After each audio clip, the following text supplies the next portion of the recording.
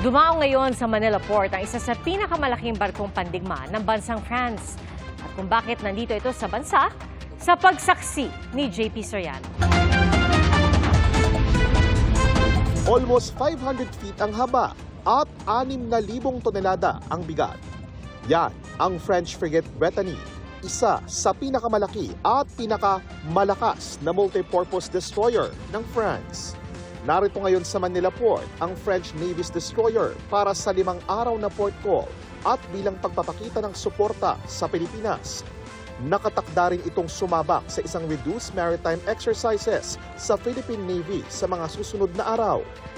Ang multipurpose destroyer may search and rescue operation capabilities, may kakayanan sa anti-submarine warfare, may sonar at long-range surface radars.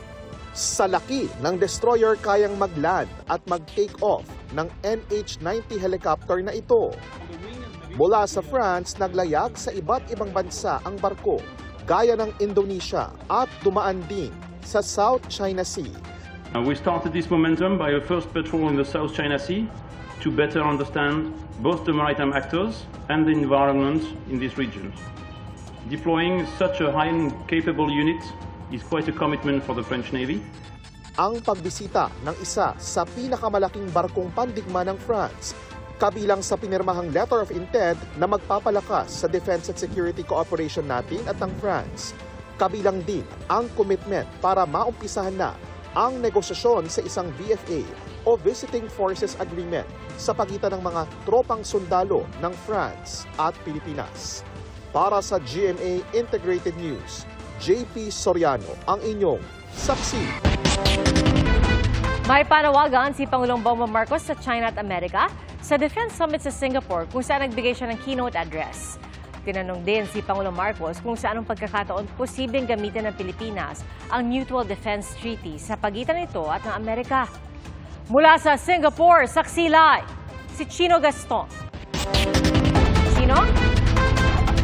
Iya sa kanyang keynote address sa Shangri-La Dialogue ay nanindigan ng Pangulong Bongbong Marcos na hindi isusuko ang anumang parte ng EEZ. Sa gitna ng anyay mga nararanasang panggigipit, hindi aatras ang mga Pilipino. Sa kanyang keynote address sa 21st IISS Shangri-La Dialogue, giniit ng Pangulo ang pagtataguyod ng soberenya at mga karapatan sa karagatan ng Pilipinas ay base sa international law at hindi lamang sa imahinasyon. So the lines that we draw in our waters are not derived from just our imagination, but from international law. Una, base sa UNCLOS, ang batayan ng Pilipinas na pinatibay pa ng 2016 Arbitral Award. We have on our side the 1982 UNCLOS and the binding 2016 Arbitral Award, which affirms what is ours by legal right. Dahil dito malinaw ang moral ascendancy ng Pilipinas at legal na basihan at dito humuhugot ng lakas ang Pilipinas na ipagtanggol ang bansa hanggang sa kahuli-hulihang square millimeter. In this solid footing and through our clear moral ascendancy, we find the strength to do whatever it takes to protect our sovereign home, to the last square inch, to the last square millimeter. Dumadaloy raw sa dugo ng bawat Pilipino ang katubigan ng West Philippine Sea at hindi raw papayag ang Pilipinas na mahiwalay ito mula sa maritime domain ng bansa. The life-giving waters of the West Philippine Sea flow in the blood of every Filipino. We cannot allow anyone to detach it from the totality of the maritime domain that renders our nation whole.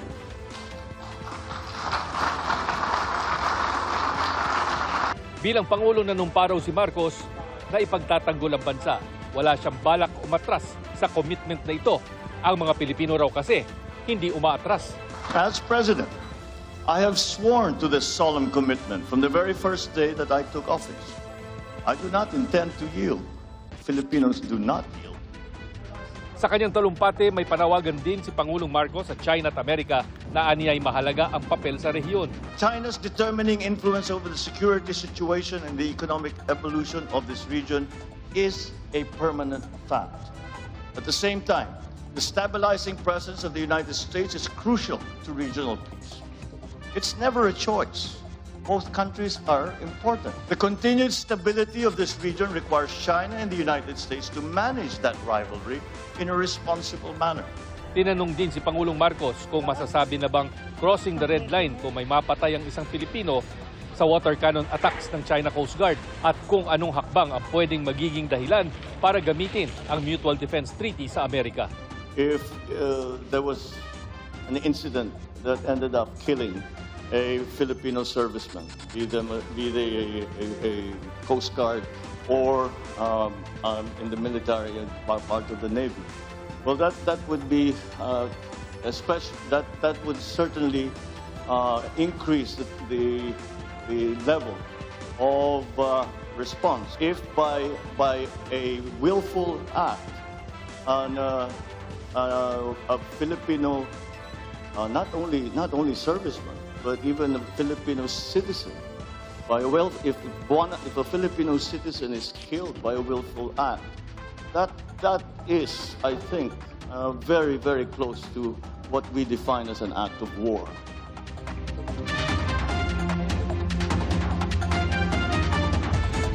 Pia, ngayong gabi din nakatakdang bumalik ang Pangulong Marcos ng Pilipinas, samantalang maiiwan naman ang ibang mga government officials para dumalo sa mga karagdagang sessions dito sa Shangri-La Dialogue kung saan tatalakayin ang mga usapin tungkol sa national at regional security pati na ang disaster response. At live mula rito sa Singapore para sa GMA Integrated News. Ako si Chino Gaston ng inyong saksi. Nagsampa ng reklamong cyber libel ang aktor na si Dominic Roque laban kay Christy Fermin. Inihahid po yan ni Dominic sa Office of the City Prosecutor ng Pasig kanina. Kaugnay ito ng umano'y mga malisyosong pahayag at parinig laban kay Dominic sa YouTube channel ni Fermin noong Pebrero.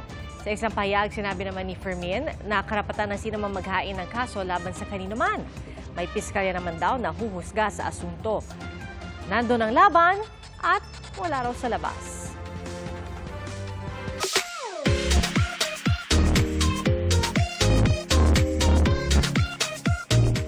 Kahit tag-ulan na, dinarayo pa rin ng maturista ang isang beach sa Masbate. At palaban naman sa tug of war ang mga taga-Pasukin, Ilocos Norte.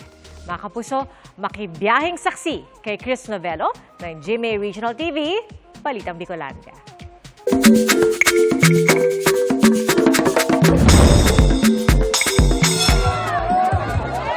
Palaro with a twist baka mo? Tara na sa Pasukin, Ilocos Norte.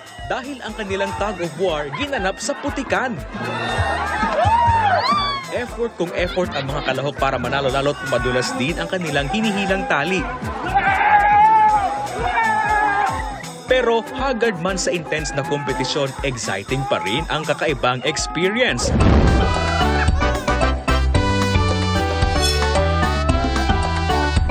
Street dance naman ang tampok sa pagsasaya sa Bulan Sorsogon. Sa pagtatapos ng Padaraw Festival, bida ang nagagandahan at makukulay na costumes. Sa gabi, inabangan naman ang Maritime Parade of Lighted Boat kung saan na-highlight ang mga nagagandahang bangka. Ang padaraw ay mula sa ginagamit na ilaw ng mga mangingisda para maakit lumapit sa kanila ang mga isda tuwing umapalaot. Tag-ulan what? Marami pa ring game mag-beach sa Balud, Masbate. Sabi nga ng mga turista, para ka nang nagburakay dahil sa maputi at pinong buhangin sa lugar. To end the perfect day, masisilayan mo rin sa beach ang ganda ng sunset. Para sa GMA Integrated News, ako si Chris Novello ng GMA Regional TV, Balitang Bicolandia, ang inyong saksi. Mga kapuso, sama-sama tayong maging saksi. Mag-subscribe sa GMA Integrated News sa YouTube at para sa mga kapuso abroad, samahan niyo kami sa GMA Pinoy TV at sa www.gmanews.tv.